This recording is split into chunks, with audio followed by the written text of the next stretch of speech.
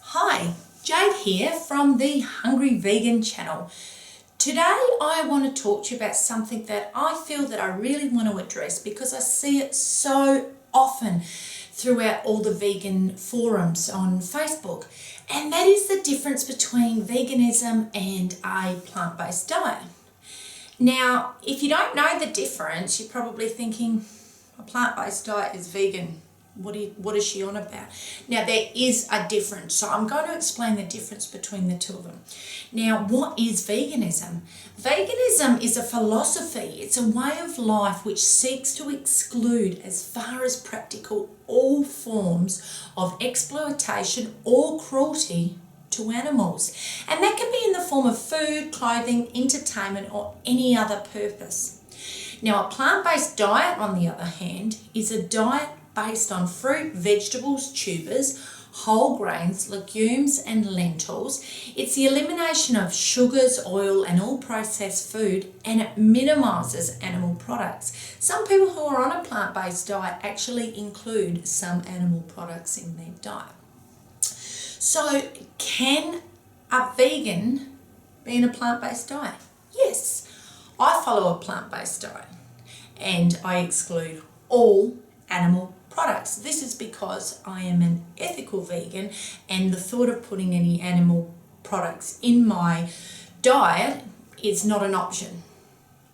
But vegans do not necessarily have to be on a plant-based diet.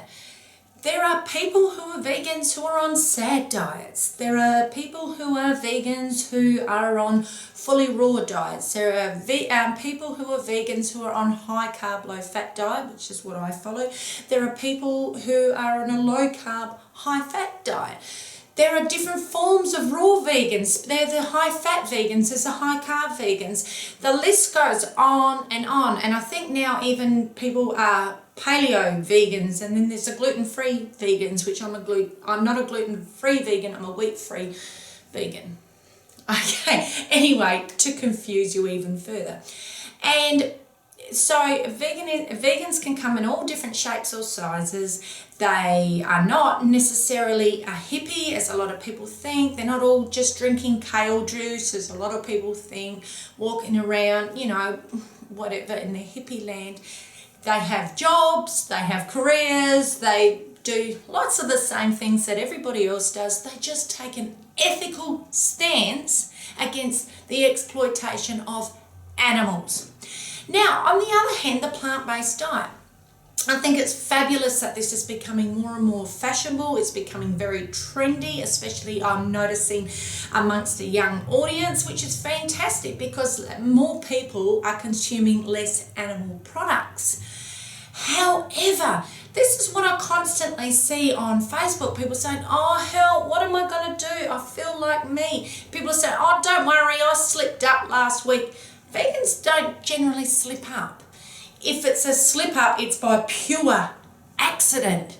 And it's through not knowing. You may have ordered something and then they've put something else in it and you've all of a sudden spotted it or something like that. But like myself as a vegan, there's no way I've accidentally slipped up. I don't even think about it like that. My whole life revolves around not including any animal products in my diet.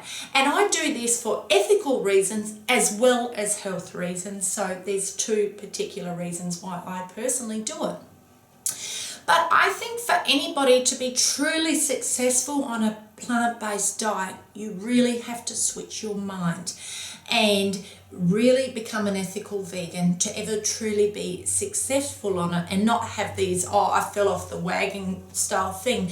Because once you become an ethical vegan and you know the truth and you open your eyes to the truth of what happens to these poor animals day in, day out, there is no way that you are going to slip up. You may slip up and maybe have a junk food donut, a vegan donut, or you might slip up and have a vegan lolly or something like that. But there's no way you'll slip up and have KFC or a McDonald's or something like that. That's not going to happen. And I promise you it's not going to happen. I've travelled throughout Asia as a vegan and there's no way it will happen because your whole mindset is, I will not contribute to the cruelty of animals. So that's the basic difference. If you are trying to find information of what actually happens to animals in farm factories and things like that, and lots of other places, but I'm not going to go into all that today, I suggest watching Earthlings. Earthlings for me was definitely, there was never going back after watching that.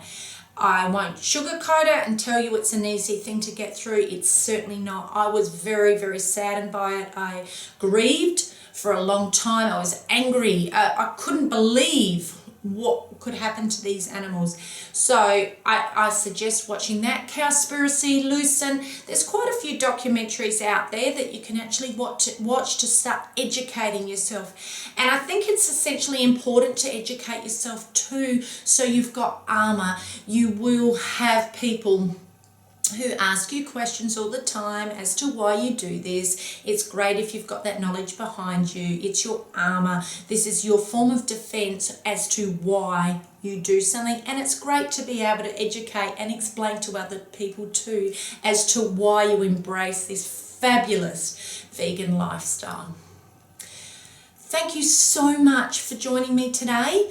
I hope you enjoyed my video. Please follow me on Instagram. It's at @thehungry_vegan. I post a lot of plant-based vegan recipes on there. I love to share my cooking. It's my passion. I love it. So you'll see lots of my delicious recipes on there. And I honestly, truly believe there is nothing that an omnivore eats that we can't make. So follow me there. Please give me the thumbs up and the like. Please share my YouTube video. I plan on doing more and really advancing my activism for veganism. Final thought, go vegan. See you soon.